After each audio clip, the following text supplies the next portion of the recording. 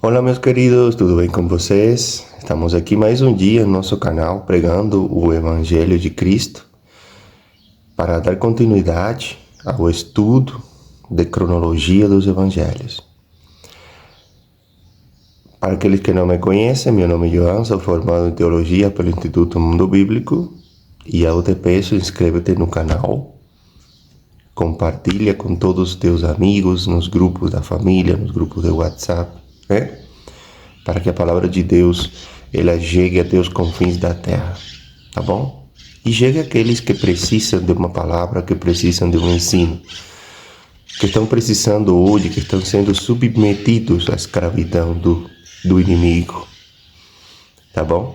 No capítulo anterior eu falei que era o último das parábolas, mas eu achei uma parábola muito interessante que encontra-se no Evangelho de Marcos, no Evangelho de Lucas também, e é mencionada em um versículo no Evangelho de Mateus. É a parábola da candeia. E é uma parábola muito interessante e muito importante. E aqui Jesus fala de coisas que devem ser ditas, que devem ser pregadas, tá bom? E então hoje sim vai ser o último capítulo da cronologia dos evangelhos sobre essa primeira leva de parábolas. Então vamos abrir as nossas Bíblias no Evangelho de Jesus escrito pelo evangelista Marcos, no capítulo 4, a partir do versículo de número 21, tá bom? E a palavra de Deus diz assim: Ele lhes disse, no caso Jesus, quem traz uma candeia para ser colocada debaixo de uma vasilha ou de uma cama? Acaso não a coloca num lugar apropriado? Porque não há nada oculto, senão para ser revelado, e nada escondido, senão para ser trazido à luz. Se alguém tem ouvidos para ouvir, ouça. Considerem atentamente o que vocês estão ouvindo. Continuou ele. Com a medida com que medirem, vocês serão medidos. E ainda mais lhes acrescentarão. A quem tiver, mais lhe será dado. De quem não tiver, até o que tem, lhe será tirado. Glória a Deus, meus queridos. Bom, é uma parábola assim, que de certo modo, quando a gente lê ela pela primeira vez, fica um pouco perdido, não é verdade? Mas o nosso objetivo aqui no nosso canal é aprofundar na palavra de Deus. E vamos trazer a luz que vem aqui na Bíblia, sobre o significado dessa parábola, tá bom? O pano de fundo dessa parábola é uma típica casa da Galileia no primeiro século. As casas eram iluminadas por candeias. Uma candeia, basicamente, era uma pequena vasilha feita de barro com uma espécie de argola em um dos lados e uma formação na outra extremidade que acomodava, um pavio molhado numa porção de óleo de oliva, que servia de combustível para que a candeia permanecesse acesa. Em outras palavras, as candeias eram as lâmpadas, que iluminavam as casas nos tempos de Jesus. As casas mais ricas contavam com várias candeias, mas as casas mais pobres geralmente possuíam apenas uma candeia. Qual é o significado desta parábola? A primeira lição que a gente toma daqui é que a candeia ela deve iluminar o ambiente. Uma questão retórica tem o objetivo de provar uma reflexão à medida que o ouvinte pressupõe sua resposta.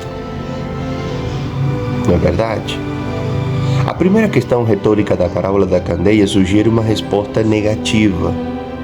Afinal, não faz sentido acender uma lâmpada para depois escondê-la debaixo de uma cama ou de um cesto?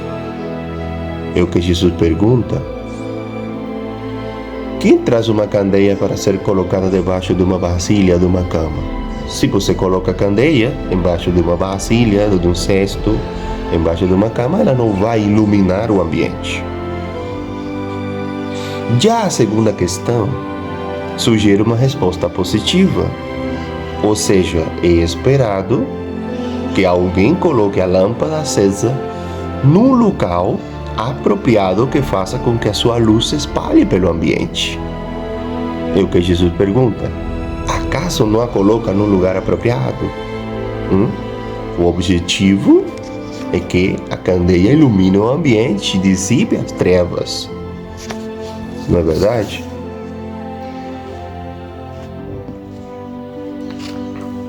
É inegável que a figura da candeia está relacionada à palavra de Deus. Nós sabemos que os cristãos não são luz em si mesmos. Não somos luz em nós mesmos. Mas refletimos o brilho daquele que é a própria luz. O Verbo de Deus. No livro de João, no capítulo 8, versículo 12, está escrito: falando novamente ao povo, Jesus disse: eu sou a luz do mundo. Quem me segue nunca andará em trevas, mas terá a luz da vida. Glória ao Senhor Jesus, meus queridos. O que produz o brilho na vida do crente é a palavra de Deus. No livro de Salmos, capítulo 119, versículo 105, está escrito: a tua palavra é lâmpada que ilumina os meus passos e luz que clareia o meu caminho. Então, meus queridos, a candeia representa a palavra de Deus. E ela não pode ser escondida embaixo de uma cama ou embaixo de um cesto. Ela tem que ser colocada em um lugar apropriado para que ilumine o ambiente, para que seja luz, tanto para aqueles que aceitaram Jesus, para que não se percam no caminho, também seja a luz para aqueles que estão nas trevas e que precisam de um direcionamento. Nesse sentido, os cristãos devem ser instrumentos através dos quais a luz do Evangelho pode iluminar os pecadores. Os verdadeiros seguidores de Cristo são aqueles que têm suas vidas controladas pela palavra de Deus e testemunham aos homens que, de fato, Cristo é a luz do mundo. Abastecidos pela palavra, os crentes podem fazer brilhar a verdade de Deus ao mundo. Então, primeira lição: a candeia deve iluminar o ambiente. A palavra tem que ser a luz do mundo, que é Cristo. E nós, crentes, somos os instrumentos pelos quais essa luz é levada aos outros. Tá certo? Segunda lição: nada fica oculto. Nada fica oculto. Nos dias de Jesus, os líderes religiosos dos judeus estavam basicamente ocultando a verdade de Deus debaixo de um amontoado de tradições humanas que moldavam uma religiosidade hipócrita. Mas a verdade pura de Deus deve brilhar, sem dúvidas. A progressão do ministério de Cristo deixou claro que ele não havia vindo ao mundo para ocultar a verdade, mas para torná-la conhecida àqueles que ouvem. No livro de Marcos, capítulo 4, versos 23. Aqui, O que está escrito? Se alguém tem ouvidos para ouvir, ouça. Ouça. Num outro sentido, agora na esfera das articulações humanas, também é possível dizer que a luz da verdade de Deus, comunicada, nada permanecerá oculto para sempre. Há quem pense enganosamente poder esconder seus pensamentos, planos, palavras e ações. Mas no dia do juízo, todas as coisas serão reveladas e medidas sob o prumo da vontade de Deus revelada. É isso aqui. Glória eterna ao Senhor Jesus. Terceira lição: a responsabilidade diante da luz. Qual será nossa responsabilidade diante da palavra? A resposta da pessoa à luz da candeia que a ilumina é algo da mais alta importância e urgência. Olha aqui. O ouvir espiritual determina quanto temos para dar aos outros. E quanto mais ouvimos a palavra de Deus, mais capazes seremos de compartilhá-la com as outras pessoas. Além disso, seremos recompensados na mesma medida da fidelidade que demonstramos ao colocar em prática a verdade que recebemos. É isso aí, é o que Jesus fala. Considerem atentamente o que vocês estão ouvindo. Com a medida com que medirem, vocês serão medidos e ainda mais lhes acrescentarão. Jesus adverte sobre a responsabilidade de ouvir e entender. Ele diz: a quem tiver, mais lhe será dado. De quem não tiver, até o que tem lhe será tirado. Essas palavras apontam, queridos, para a dinâmica espiritual de crescimento e estagnação. Aqueles que buscam e recebem entendimento espiritual serão enriquecidos ainda mais, enquanto os que negligenciam ou rejeitam a verdade perderão até mesmo o pouco que possuem. Negligenciar a luz da palavra de Deus é cair em profunda perda. Além disso, no dia do juízo, não haverá oportunidade de receber de bom grado a luz que foi rejeitada. Todos aqueles que desprezam agora a luz do Evangelho, na eternidade perderão qualquer noção que um dia já tiveram acerca da luz. O que lhes restará é somente trevas. E não sou eu que falo, é o próprio Senhor Jesus. Livro de Mateus, Evangelho de Mateus, capítulo 25, versículo 30. Pode ir lá. E lancem fora o servo inútil nas trevas, onde haverá choro e ranger de dentes. É que o Senhor Jesus está falando. Então, meus queridos, acabamos de falar aqui de uma parábola muito importante que traz um ensino maravilhoso. O Senhor Jesus está falando de que a palavra de Deus, Ele representando ela como uma candeia, contada aqui a seus discípulos, essa parábola, ela não deve estar oculta. Se você conhece a palavra, se você sabe interpretar a palavra, você não pode guardar ela para você. Porque ela não pode estar embaixo de uma cama, não pode estar embaixo de um cesto, de um objeto. Ela tem que estar colocada em um lugar apropriado. E esse lugar apropriado é você, meu querido. Então você tem que espalhar essa luz.